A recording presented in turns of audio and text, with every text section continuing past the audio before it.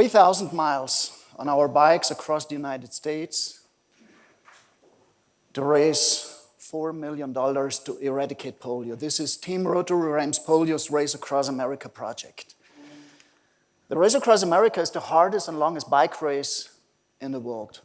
3,000 miles, coast to coast, 175,000 feet of climbing, 3 mountain ranges, 2 deserts, 12 states, 3 time zones, non-stop across the United States. There are solo racers, there are 2, 4, and 8-person relay teams, and Team Rotary Rams Polio is a 4-person relay team that has been participating in this race since 2016. The race starts in Oceanside every June with mild temperature, and after a few hours, racers face the first big challenge, the desert, with temperatures of up to 50 degrees. If you survive the desert, you are rewarded with beautiful scenery. You enter Monument Valley. But after Monument Valley, you face the next big challenge, the Rocky Mountains. 3 passes with an elevation of more than 3,000 meters. Wolf Creek is the highest point, 3,300, thin air, ice cold, it can even snow. And if you survive the Rocky Mountains, the next big challenge is waiting you in Kansas, the Great Plains, 1,000 kilometers like that.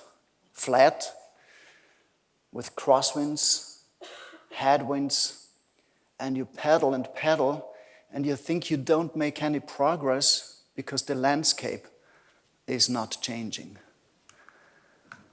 Sleep deprivation at night, constant dangers on the highways with these trucks rolling by.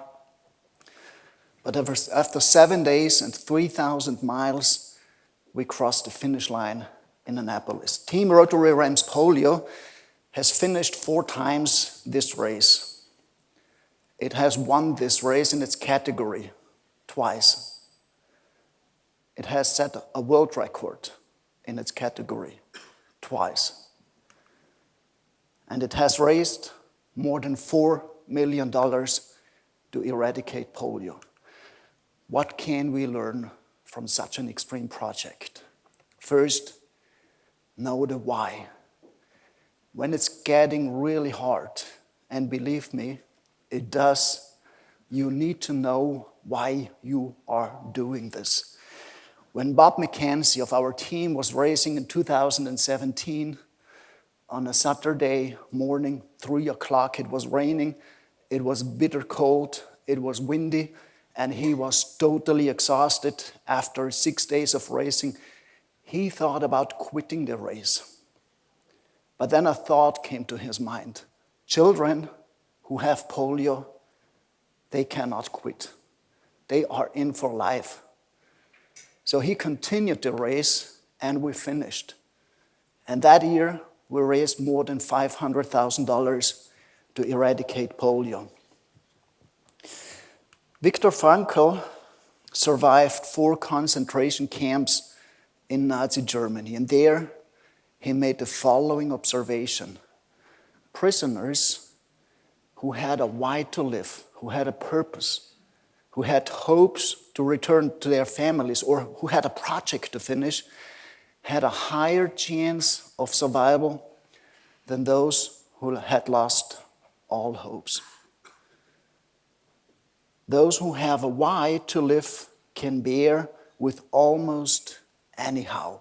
Those who had a why imagined the outcome when going through all these sufferings and hardships. This is our why. We ride so that others can walk. What separates top athletes from average athletes is the power of visualization. Top athletes imagine the outcomes of their hard work and their training. How will it be when I reach my ambitious goal? How will it be when we reach the finish line in Annapolis? You have to imagine that. And that image must become real. It must become vivid. You must feel it, you must smell it, and you must see it. When it gets really hard, imagine the outcome of your efforts. This is the source of your motivation. But never think how far it is. This leads to frustration.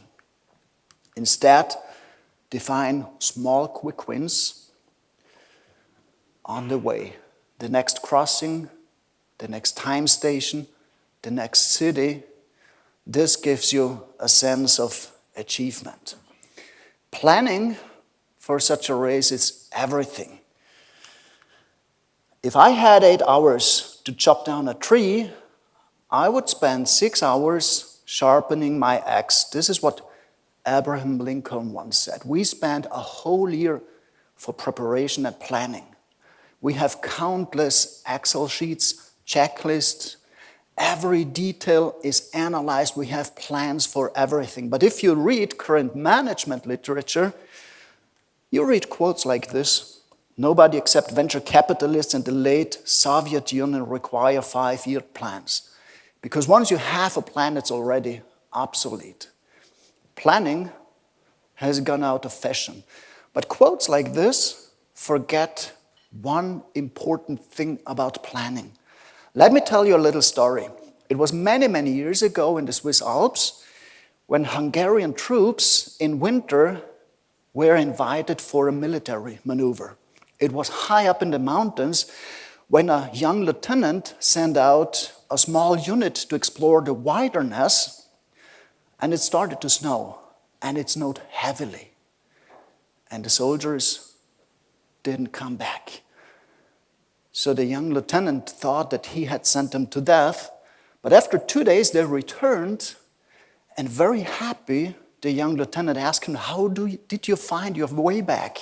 And one of the soldiers said, well, we waited until the worst was over, and then I pulled out a map of my pocket, and this map showed me the way back. The young lieutenant had a look at this map, and to his astonishment, he saw that this was not a map of the Swiss Alps, it was a map of the Pyrenees.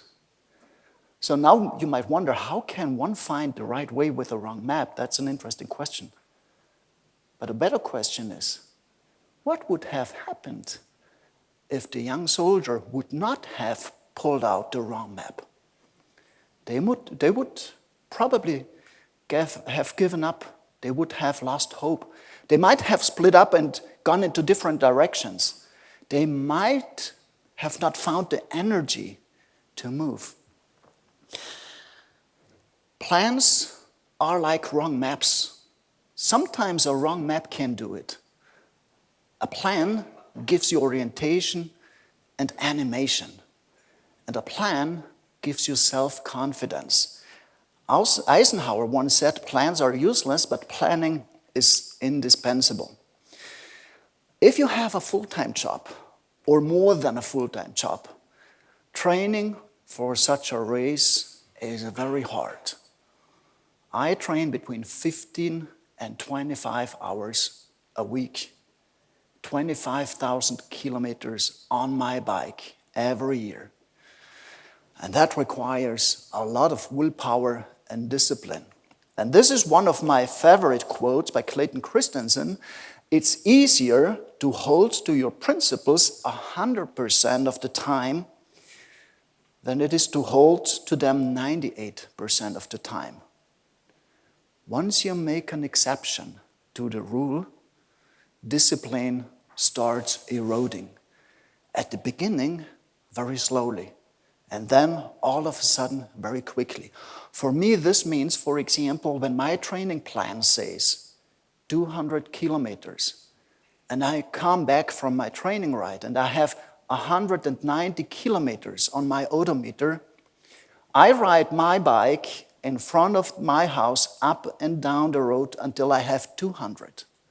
And if my training plan says 3 hours on the bike before breakfast, at 6 o'clock, I am on my bike, not for 2 hours and 58 minutes, not for 2 hours and 59 minutes. I'm on my bike for 3 hours. It's easier to hold to your principle 100% of the time than it is to hold to your principle 98% of the time.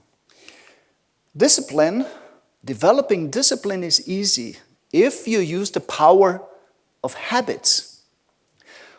There is one thing we can learn from Winston Churchill. It's his daily routines.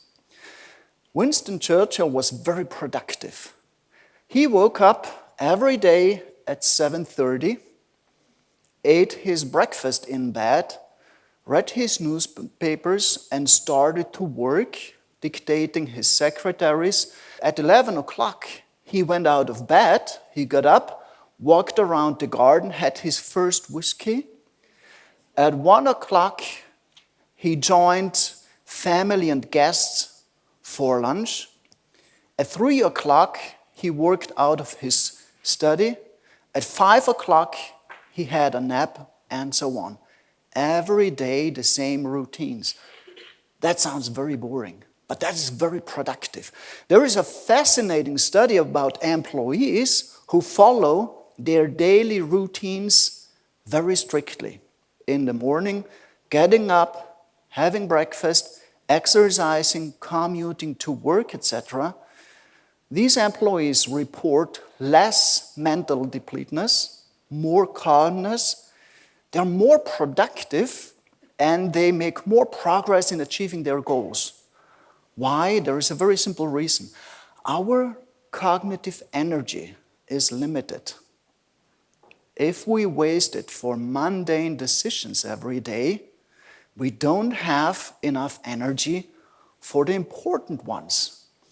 This is my daily routine. I get up early, I have a light breakfast, and then I'm on my bike training. I don't think about it. I just do it. It's my routine, and this has two effects. I train regularly, and while training, I do my reading work for office. And the second effect is I don't waste my cognitive energy with struggling, making this decision, should I train or not? A team is more than the sum of its parts.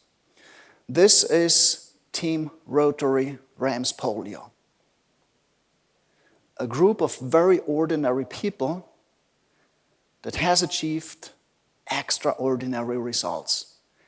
What makes this team so special is that everyone has a passion for the project, a passion for the ambitious goal. We all share the same values and belief in our mission. And therefore, everyone does more than 100% to make a contribution, to contribute to the eradication of polio from this world. Thank you.